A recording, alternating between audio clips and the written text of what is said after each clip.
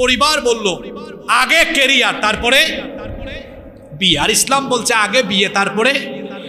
যারা এমপি হয়েছে, মন্ত্রী হয়েছে, প্রধানমন্ত্রী হয়েছে, বিয়ের আগে হয়েছে না পরে হয়েছে? যারা টাকাওয়ালা পয়সাওয়ালা হয়েছেন, বিয়ের আগে হয়েছেন না পরে হয়েছেন? এমন কোন বিল গেটস আছেন যে 18 বছর 20 বছর বয়সে বিল গেটস হয়ে গেছেন? কে আছে নাকি? যারা মেয়ের বাবা কোনো ছেলে প্রস্তাব নিয়ে আসলে যে বাবা বলে, বাবা তোমার ফ্ল্যাট আছে, গাড়ি বাড়ি আছে, ওই বিল গেটস বাবাকে আমি জিজ্ঞেস করতে চাই, আপনার বয়স যখন 25-26 বছর ছিল, আপনার কয়টা ফ্ল্যাট ছিল? কি বলেন? ওই বিল গেটস বাবার কি এত ফ্ল্যাট ছিল? আরে 25, 26, 27 বছরে যার বাড়ি গাড়ি আছে ওইটা তার না, ওইটা তার বাপ দাদার থেকে দান সদকা পাইছে বা উত্তরাধিকার সূত্রে পেয়েছে। নিজে নিজে কামাইতে হলে 32, 35, 40 বছর লাগে। আপনি বলেন বাবা তুমি কিভাবে উপার্জন করে কত টাকা করো? 10,000, 20,000। যে ছেলে 26, 27 বছর বয়সে বাবার টাকা না খায়া নিজে ইনকাম করে নিজের পয়সায় চলে, ও হলো শাহজাদা। আর যে 25, 27 বছর বয়স বাবার ঘাড়ের উপরে চাপায় আছে, ওইটা একটা গাধা। গাধার কাছে মেয়ে বিয়ে দিয়েন না, শাহজাদার কাছে মেয়ে। বিবাহকে অত্যধিক মাত্রার ব্যয়বহুল করে দিয়ে বিবাহ কঠিন বানিয়ে ফেলে যুবক যুবতীদের জন্য চরিত্র ঠিক রাখাকে আজকে চ্যালেঞ্জের মুখে ছুড়ে দেওয়া হয়েছে, কঠিন করে ফেলা হয়েছে। কিরকম কঠিন? বিয়ের আগেই চট্টগ্রামে আপনারা বলেন ভদ্দ না ফদ্দ, হ্যাঁ, ওইটাতেই শেষ 4-5 লাখ। কি বলেন, আছে না নাই? আবার বলে সামাজিকতা আছে না, আমি যদি এতজন মানুষ না খাওয়াইতে পারি, সামাজিকতা। ফদ্দতে শেষ। তারপরে অনুষ্ঠানে, হ্যাঁ অনুষ্ঠান আপনি করেন, অসুবিধা নাই, সামর্থ্য থাকলে আপনি করেন, কিন্তু অনেক জায়গা আছে সামর্থ্য নাই, তারপরে চাপ দিয়ে করানো হয়। শোনেন বিআই সাহেব, আমার 1000 মানুষ আসবে, খাওয়াইতেই হবে। কি বলেন, এরকম আছে না নাই? শুধু সংখ্যা ফিক্সড করে দেয় না, মেনুও ফিক্সড। চিংড়ি মাছ রাখতে হবে। চট্টগ্রামের এক জায়গায় তো চিংড়ি মাছ না দেওয়ায় বিয়েও ভেঙে গেছে। কি বলেন, আছে না নাই? এই যে ব্যয়বহুল করে দেওয়া হলো। একটা ছেলে বিয়ে করছে, তার বয়স কত? 25 বা 26, 27, 28। তো 22, 25, 26, 27, 28 বছরের ছেলের ওই সময়ে কি 15-20 লাখ টাকা উপার্জন করে একসাথে জমানোর কোন অবস্থা তার আছে? এটা থাকলে তার বাপের থাকবে, তার নাই। এরকম ব্যয়বহুল করে বিবাহের সাহস পাচ্ছে না, অথচ উচিত ছিল বিয়েটাকে সহজ করে ফেলা, একেবারে সহজ লোক, যাতে অল্প খরচে বিয়ে শাদী করা যায়। আমরা যদি এই বিয়ে শাদীটাকে সহজ করে দিতে পারি, সমাজের জিনা ব্যভিচার বহুলাংশেই কমে যাবে ইনশাআল্লাহ। বিবাহকে সহজ করে দিতে হবে। আল্লাহ রসুল যত সাহাবীদেরকে বিয়ে দিয়েছে অত্যন্ত সহজভাবে দিয়েছে। যারা ফুটানি করে অনেক টাকা পয়সা খরচ করে বিয়ে করেন, বেশিরভাগ ক্ষেত্রেই দেখা যায় যে বিয়ের কয়েকদিন পর থেকে টেনশন আর টেনশন। ঋণ করে বিয়ে করছে, ঋণ করে বিয়ে করেছে, আরম্ভ হয় স্ত্রী নির্যাতন। তোর বাপকে বল কিছু টাকা দিতে হবে, দেয় না, পিটা, ইচ্ছা মতো পিটা। পত্র পত্রিকা এরকম খবর আছে না নাই? আমি আমার যুবক ভাইদেরকে বলবো, যারা অবিবাহিত এখনো, অতিরিক্ত খরচ না করে যতটুকু প্রয়োজন ততটুকু করে, বাকি যে টাকাটা আছে ওইটা দিয়ে স্বামী স্ত্রী দুজন মিলে বিবাহের পরে অন্যান্য জায়গায় সুইজারল্যান্ডে আর মালয়েশিয়া সিঙ্গাপুরে হানিমুন না করে সুজা উমরা করে চলে আসেন। দাম্পত্য জীবনে বরকত দিবেন কে? 2 নম্বর, এই বিবাহের ক্ষেত্রে সমাজ কি প্রতিবন্ধকতা সৃষ্টি করেছে? অতিরিক্ত মোহরানা চাপিয়ে দেওয়া হয়েছে। অতিরিক্ত মোহরানা, লক্ষ লক্ষ টাকা। আবার কানে কানে বলে বিআই সাহেব 20 লক্ষ টাকা বলবো, আমার একটা সোসাইটি আছে না, সোসাইটি মেনটেন করতে হবে। অসুবিধা নাই, এটা বললাম আর কি, এটা মৌখিক, কিন্তু আমাদের মধ্যে আলাদা হিসাব নিকাশ থাকবে। এরকম ফুটানি করার কি দরকার? বিবাহতে মোহরানা মেয়ের বাবা বরকে চাপিয়ে দেওয়ার দরকার নাই। বলেন বাবা কত দিতে পারবেন? যত দিতে পারবেন তত। অনেকে আছে কয় না, একটা সিকিউরিটির বিষয় আছে না, বেশি মোহরানা যদি দেই তাহলে আমার মেয়ের সাথে খারাপ আচরণ করবে না, বা ডিভোর্সে কখনো যাবে না। আরে যে ছেলে খারাপ সে খারাপই থাকবে, কোটি টাকা হইলেও ছেড়ে যাবে। আর যেটা ভালো ওইটা 20,000 টাকা মোহরানা দিয়ে বিয়ে করলে ওটা সারা জীবন আপনার মেয়ের কাছেই রাখবে। কথা বুঝতে পেরেছেন? মোহরানা অতিরিক্ত চাপিয়ে দেওয়া যাবে না। আল্লাহর রাসূল কিভাবে বিয়ে দিতেন?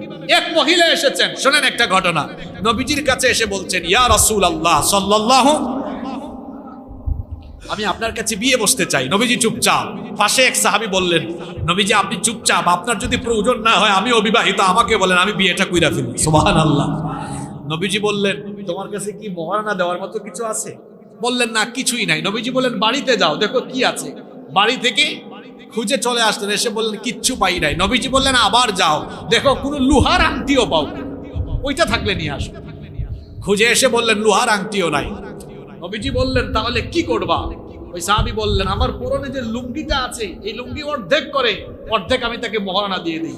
নবীজি বললেন, এই অর্ধেকটা দিলে তো এই বাকি অর্ধেক তোমার কাছেও আসবে না, তার কাছেও, তোমার কাছে যে অর্ধেক, এটা তোমার কাছেও আসবে না, যে অর্ধেক তাকে দিয়েছো তার কাছেও আসবে না। এখন কি করা যায়? নবীজি বললেন, আচ্ছা তোমার কোরআনের কোন কোন সূরা মুখস্থ আছে? বলেন, এই সূরা মুখস্থ আছে। ওই নারীকে জিজ্ঞেস করলেন, তোমার কি মুখস্থ আছে? না। নবীজি বললেন, তুমি তারে এই সূরাগুলো মুখস্থ করাবা, এটাই তোমার বিয়ের মহারানা। সুবহানাল্লাহ তো কইলেন। আজকে আপনার ঘরের মেয়ের কাছে আসুক একটা ছেলে, সুবহানাল্লাহ তো কইলেন খুব জুড়ে। ওই সময় খুব জুড়ে বলবেন 10 লক্ষ। এইটাও ঠিক, ওইটাও ঠিক। যাবো আমি কোন দিকে? পারলে ওইখানে জোর গলায় বলেন, বাবাজি পছন্দ হয়েছে আপনাকে, আপনার ইচ্ছা মতো দেন। এটা বলতে পারলে বুঝবো আপনি আল্লাহর রাসূলের সুন্নতের উপরে নিজে অটল আছেন। আল্লাহু আকবার। মহারানা, ওই মুসা নবীর কিচ্ছা আপনারা জানেন। শুআয়ব আলাইহিস সালাম তার মেয়ে বিয়ে দিয়েছেন, মহারানা কি? কিচ্ছু নাই। তিনি বললেন, অসুবিধা নাই বাবাজি, আপনি আমার বাড়িতে 8 বছর বা 10 বছর থাকবেন, সম্পদের দেখাশোনা করবেন, এটাই মহারানা। সহজ করে দিলেন না কঠিন করে দিলেন? আমরা কঠিন করব না, তা তো ছোট হয়ে দাও, আমরা কঠিন করব।